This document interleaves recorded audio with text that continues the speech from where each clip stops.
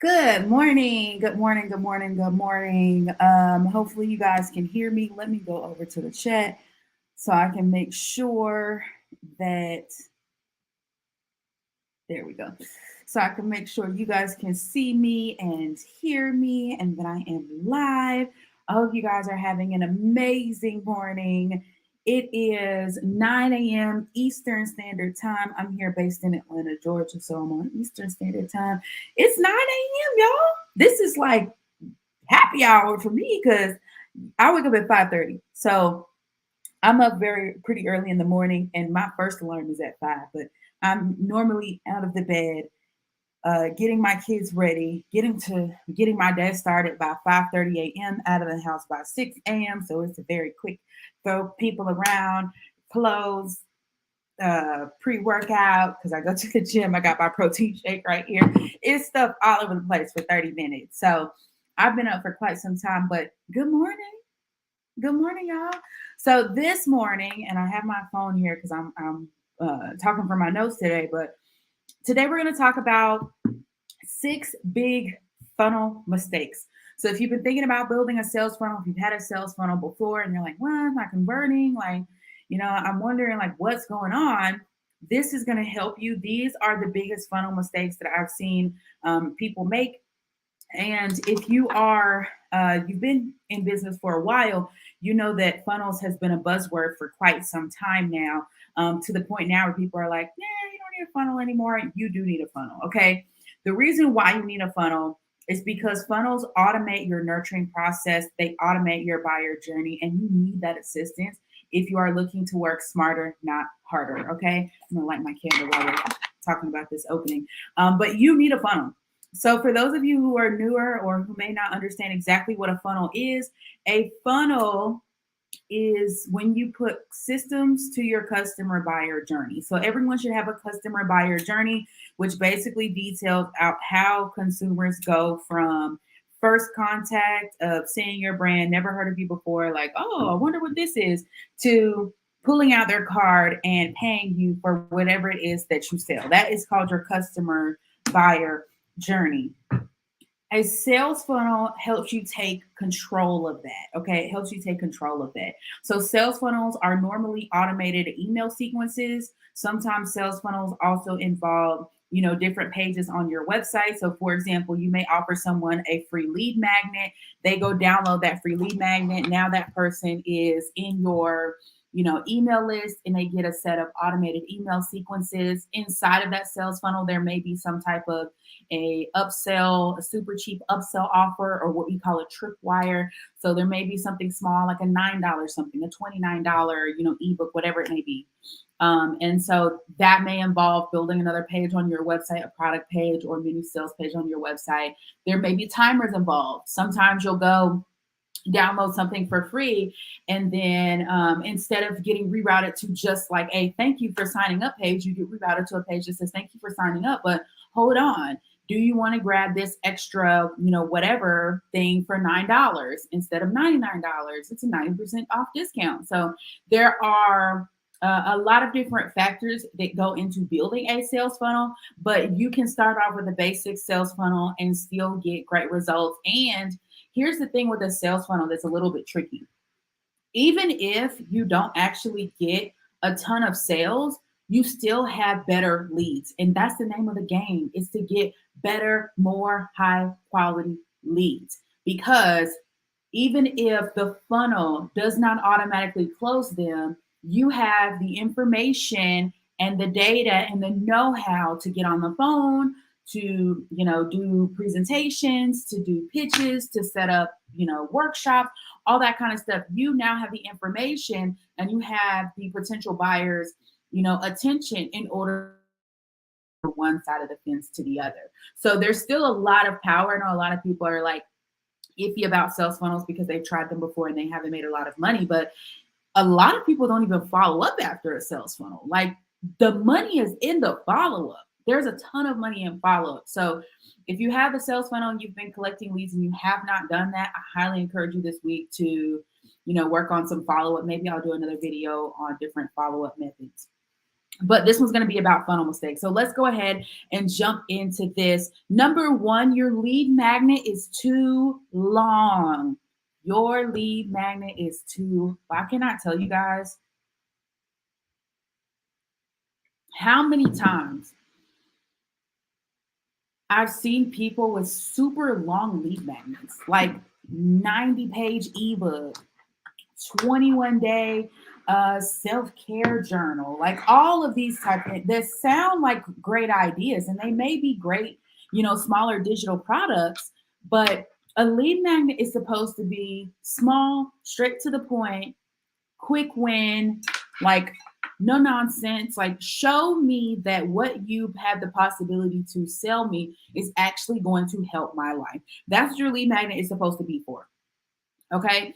So you have to be careful if you're someone who has, and honestly, this is why I offer life coaching as well, is because sometimes the things that you feel personally start to interfere with how you do business. But a lot of people believe that, hey, I want to make sure my lead magnet has a lot of value. You want to over deliver, and you end up putting way too much in your lead magnet, and your lead magnet is too long or it has too much information in it. And so it does actually operate efficiently as a lead magnet.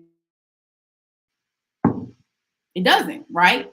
And so what ends up happening when you have a lead magnet that is too long is people will download the lead magnet and not finish it because they have commitment issues. A lot of people have commitment issues. Like I said, your personal life plays a factor in the way you do business. A lot of people have commitment issues. So they may start a lead magnet, like a 21-day journal, and only do like the first 3 days and then fall off. A lot of people will have the lead magnet. They'll go through the whole lead magnet. If it's long, they'll think they can do it by themselves and they fail. And then they never come back unless you come back and check in with them, which is why the follow-up is so important. So you have to make sure your lead magnet is not too long. It's not meant to be a huge ebook. It's not meant to be a 21-day journey. If people could do it by themselves, they wouldn't be joining your email list for your help. There are a lot of things that we can do for ourselves as adults, and there's a lot of things that we're just not experienced in, and we need help. And for most of the part, when someone is joining your email list and you're a coach, or joining your email list and you're a service provider, they're doing that because they know somewhere in the back of their head that they're going to need help from someone else, and they're trying to figure out if it's you or not, and if you have something that can help them or not. Okay, so don't have people coming to you saying, hey, I need help. And you're like, okay, we'll take this and see you later. Like, that's what happens when you have a super long lead magnet. So that's mistake number one. Mistake number two is you wait until your sales funnel is fully built to turn it on. If you have a lead magnet right now, start building your sales funnel right now. A basic sales funnel is 5 to 6 emails. You should have, you can go and write an email every day for the next 5 days. It's a Tuesday, Wednesday, Thursday, Friday, Saturday. Write one email for the next 5 days. That's your funnel. But go ahead and send that email to the people that are on your list. Then take the emails on Monday when you come back to work or come back to working on your business. Take the emails and build it as an automated sales funnel sequence. Okay. If you don't know like what I'm saying right now, I'll do some tech tutorials. Okay. But you build an automated sales funnel sequence, or you can Google it, how to build an automated sales funnel sequence, or how to build an automated email sequence in ConvertKit, how to build an automated email sequence in Flowdesk, right? But don't wait until your sales funnel is finished to turn it on. Start sending emails now. Then just take the emails, copy and paste, and build the funnel and make it automated, okay? Because if you try to build the whole thing and then turn it on, it's going to take you longer. I know this psychologically, it's going to take you longer because you're going to take a really long time to put the funnel together. I teach this to entrepreneurs who want to do it for themselves. I teach it to VAs who want to do it for clients. Everyone does the same thing. You start writing the emails, you're overthinking everything, especially if it's like your first funnel that you're charging for, or if it's like something that you consider to be complicated. You overthink it because you want to deliver a great product, and that is amazing. But turn it on before it's fully built. Because when you turn it on and you say, hey, I'm going to take the next 5 days to be consistent and write one email per day, You've now made a commitment. You've said it out loud. You've taken action towards fulfilling that commitment. And so you're a lot more likely to hold yourself accountable. Okay. So that's the second thing. The third funnel mistake I see is using too many different softwares to build. Y'all be having like 5, 6, 7 softwares with different logins. And in my head, I'm just like, I understand why you're stressed, because you're having a lot of different softwares. Like, you don't need a bunch of different things to build a funnel. Honestly, you could build an entire funnel just inside of your email system. If you have ConvertKit, you can build a pretty complicated funnel just in ConvertKit. Flowdesk, same thing, because now inside of ConvertKit and Flowdesk, now you can have paid products. So not only can you build an automated sequence, a landing page, and all of that, there's timers in ConvertKit. There's not timers in Flowdesk, but there's timers in ConvertKit. You can use countdown timers. You can also add small products. So if you have a Tripwire, right? A Tripwire is a small upsell product that you put towards the beginning of your email sequence to immediately separate the lookers from the buyers and who's serious and who is in urgent need. You can now build all of that directly in one system. So you can build an entire funnel in just ConvertKit. You can build an entire funnel in just Flowdesk. You can build an entire funnel in just Kajabi, or in just in Kartra, just in Wix. You only need really one platform. Now, if you want your landing page, now here's the difference. If you want your landing page to be a little bit more aesthetically pleasing, because the email services are not worried about being super aesthetic. For tech companies, and I'm live on LinkedIn, so if you own a SaaS, product, this is for you. For a lot of tech companies, they have one main focus, and all of the other areas that they may service you in are going to fall a little bit short because they have one main service, one main niche. ConvertKit, for example, is focused on email marketing. They're focused on the data of email marketing. So aesthetically, they don't have like super aesthetic templates. They're not super consumed with the visual of the email. They're more concerned about, are people opening your emails? Are people clicking your emails? And now they've added the commerce, the e-commerce piece. So they're more worried about, are people buying from your emails? So the aesthetic piece is not there. On the other hand, you've got Flowdesk. And if you've used one of these platforms, feel free to comment below because you know what I'm talking about. If you've used Flowdesk before, Flowdesk is more focused on aesthetic. They're marketed directly towards female CEOs. They may not say that, but you can tell by looking at the platform. They're marketed more directly towards female CEOs or brands that serve women. I'll say that. They're more marketed towards brands that serve women. So they're heavily focused on the aesthetic and not as much focused on the data. So there are things that you get inside of ConvertKit that are super data focused that are just not available in Flowdesk. And there are things in Flowdesk that you get that are super aesthetic that you just don't get inside of ConvertKit, okay? The key here, though, is just stick to one software. You don't need to have, 3 or 4 different things. You need a website platform, you need an email marketing platform, and you need a payment processor. Don't make it super complicated. If you sell courses, you will need a course platform. That's it.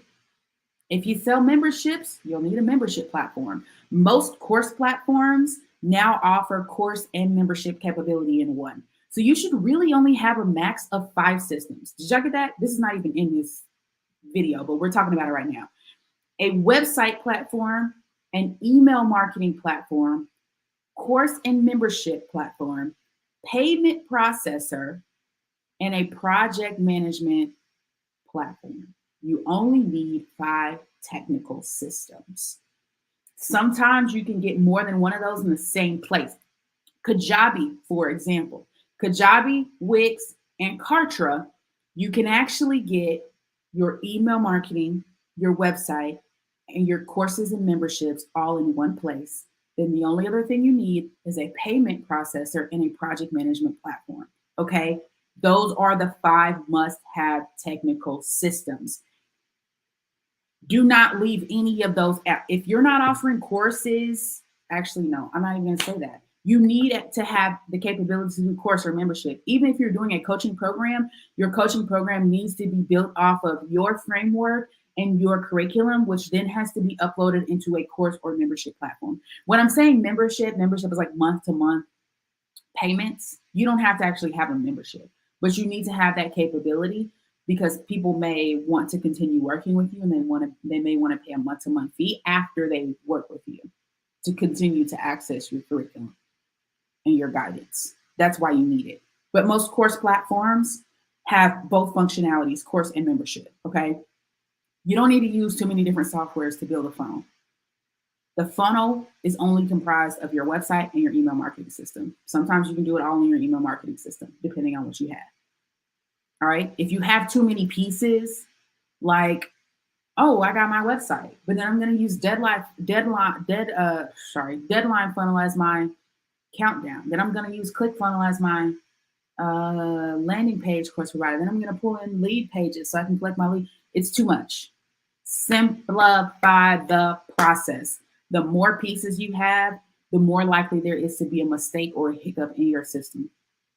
So you want to use the system that's giving you a focus on the capabilities that you value. If you value the aesthetics, you're going for Flowdesk. Aesthetics and individuality, because their data is built off of individual subscribers. If your focus is data, conversions, marketing decision based off of data, you're going to look at ConvertKit. All right. Okay. So that's the third one, using too many different softwares to build. Number 4, the fourth biggest funnel mistake is not following up with high engagement leads post funnel. Building a funnel, turning it on, never looking at the data is a horrible decision. You are missing out on a ton of money if you have a funnel built right now and you have not actually followed up with people who went through the funnel. When I say follow up, I mean individual manual emails and or a mass email follow-up to the people who were highly engaged. At any point in time, you should be able to log into your email system, go to your funnel, and identify who are the hot leads, okay? Who are the hot leads? Who are the people who are close to making a purchase but didn't make a purchase? You can determine who those people are by how many emails they've opened, how many times they've clicked in individual emails, if they've looked at the sales page or not for the upsell at the end of the funnel, if they looked at the sales page for the tripwire or not. That is all data numbers that you can find in any email system. Any email system. There's subtle differences between the systems, but you can find it in any one. I'm only going to talk about ConvertKit and Flowdesk because those are the two that I recommend. Flowdesk, you can look at that data from an individual perspective. It's meant for you to look at it in an individualized way. So you can look up a contact's email. You can click any email and you can see at a bird's eye view, individually, person to person, what is that person's email open rate percentage? What is that person's click-through rate percentage? And you can see, man, this person's really active. They've opened up 3 or 4 of the emails in the funnel. They clicked a couple of buttons. They went and read a blog post. They clicked and went to look at the sales page, but they haven't bought. This is a hot lead. This is somebody that you need to follow up with. So one of those biggest funnel mistakes is not following up with those high leads. The funnel's not going to do all of the work for you, but it's going to make your life a lot easier because there's no way that you would be able to tell some random person from Instagram or random person from YouTube or random person from LinkedIn was interested in your service or in your coaching. But if they were in your funnel, you have a lot more data to go off of. And you have a lot more information to guide that conversation. So if you're going to do a manual follow-up, you can guide that conversation by sending them an email and saying, hey, I saw that you checked out the sales page for such and such, and you were interested in this and this. I'd love to chat about it with you, or What are your next steps? Or, what's holding you back? What do you feel like is your biggest challenge? Open the door, open ended questions. You open the door, you can have that conversation via email. You can send them a link to hop on a 10-minute chat, 15-minute chat. It's up to you, right? It's up to you. But follow up, because if you're not following up, you're dropping the ball. Technology is not meant to, and my mom said this to me yesterday because she heard it on a webinar, and I said, oh my God, that's brilliant. It's not meant to replace you. It's in the passenger seat, you're in the driver's seat. That's why I don't recommend that you automate 100% of your business. I don't recommend that you automate 90% of your business or 90% of your automations. There is a high value placed on human touch because so many things are automated now. So utilize the automation to make your life easier, and then step in to close the sale when it's needed, or step in to close the sale when it's almost to the finish line. So following up with high engagement leads post funnel, super important. If you haven't done that, do that this week. Number 5, the 5th biggest funnel mistake: no special incentives at the end of the funnel for the upsell. For people that go through your funnel, offer them something special. Make them feel like they're part of a unique VIP elite group. And they are, because they downloaded your lead magnet, and they're getting emails that other people are not getting if they didn't download your lead magnet. But if you want to really push the envelope, offer them some type of special incentive at the end of the funnel. Whether that means, hey, you get this discount, or you get this bonus. Some people don't like discounts. You get this bonus for signing up in the next 24 hours. You get this bonus for signing up before the countdown gets to 0. Give them an incentive. That's the biggest mistake I see, just offering them at the end. Or give the incentive in the follow-up. You may sell it, you may let the funnel do the automated upsell at the end. And then when you do your follow-up and see they're highly engaged, or you do your follow-up with only people who looked at the sales page and were highly engaged in the funnel, offer those people an incentive. Okay? That's number 5. The 6th biggest funnel mistake I see is not educating your subscribers and only selling or selling too early. Your automated sales funnel, I know it's a sales funnel, but your automated sales funnel actually needs to be like 80% nurturing and 20% selling. If you sell too early, like if you're selling an email 1 or selling an email 2, like to the big upsell offer, it's like you just met the person and you're asking to marry them. It's too much too quick. Okay. So if you're going to sell towards the beginning of the funnel, it needs to be a tripwire or a low cost offer, low risk, no brainer. Okay. That can be in the beginning, but don't hit them with the mega offer in the first 2-3 emails. Give them a chance to get to know you, to be educated, to learn some information, get some resources or some resourceful tips, then upsell them. Okay, because selling too early is like cutting your head off. Okay, so don't sell too early. Don't try to make every single email a sales email. It's too much. It's supposed to nurture. Your clients need to have, and you know this based off of whatever industry you're in or whatever your business is, your clients need to have enough information to make an educated buying decision. You want educated buyers, educated in the sense of they have the information that they need to make the best decision for them. When you get uneducated buyers, not uneducated like you don't have a degree, uneducated like they don't know what they're buying, they don't know why they're buying, they don't know what they're buying, you get chargebacks and refunds. The reason why I don't have a lot of chargebacks or refunds, I almost have none. Like, I think last year I may have had 2 the entire year. Multi-6-figure business, the entire year, I may have had 2, maybe 3. It's because I make sure that I educate my buyers before they become buyers. Give people the information, help them feel prepared. You want people to get the best results possible from working with you. And in order to do that, there's some preparation that needs to take place. That's what goes in your funnel, not sell, sell, sell, sell, sell. They need to know what they're buying, why they're buying it, why you're the person they should be buying it from, what happens if they don't buy it, what's at risk if they don't make the investment or they don't prioritize getting this thing done, whatever it is that you offer.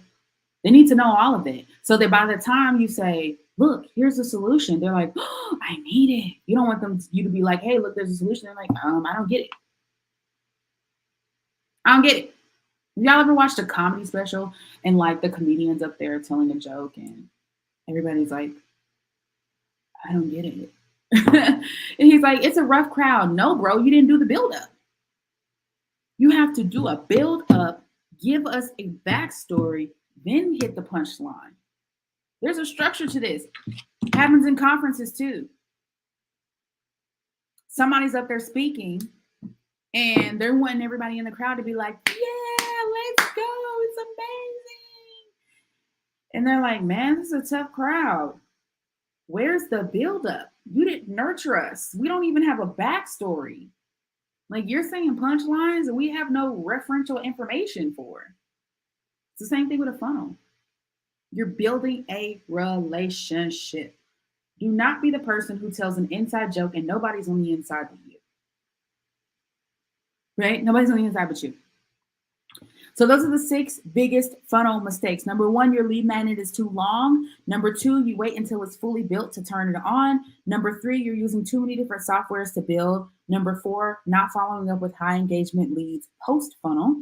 Number 5, no special incentive at the end of the funnel for the upsell. And number 6, not educating your subscribers and only selling or selling too early. All right, that's all I have for y'all today. Shameless plug. If you're ready to streamline your business and you are a coach or you are in a service-based business where you provide online services or in-person services, apply for Systems and Sales Academy. You can go to www.thespoiledcoach.com/systems and sales. Make sure the S in systems is capitalized. So systems and /systems and sales. That will take you to the page. Systems and Sales Academy is my 12-week program where I take you through creating or auditing a high ticket offer, making it more desirable, building out a transformational curriculum, not just saying, hey, I'm going to show up and coach and I'm going to wing it and I got some slideshows.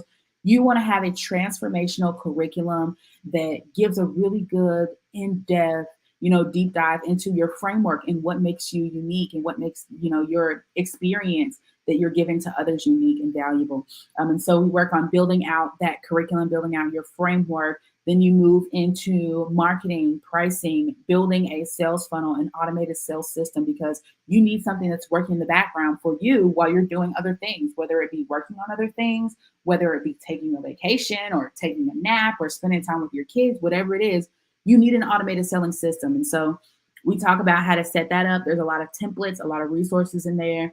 There is live coaching. You also get free one-on-one calls with me and, of course, the community. So make sure you go to that link there if you're a coach or an online service provider and you're really trying to take it to the next step and start automating in your business in a way that keeps it profitable, right? Keeps it profitable and keeps you sane. It keeps you sane. All right. See y'all later. Bye, y'all.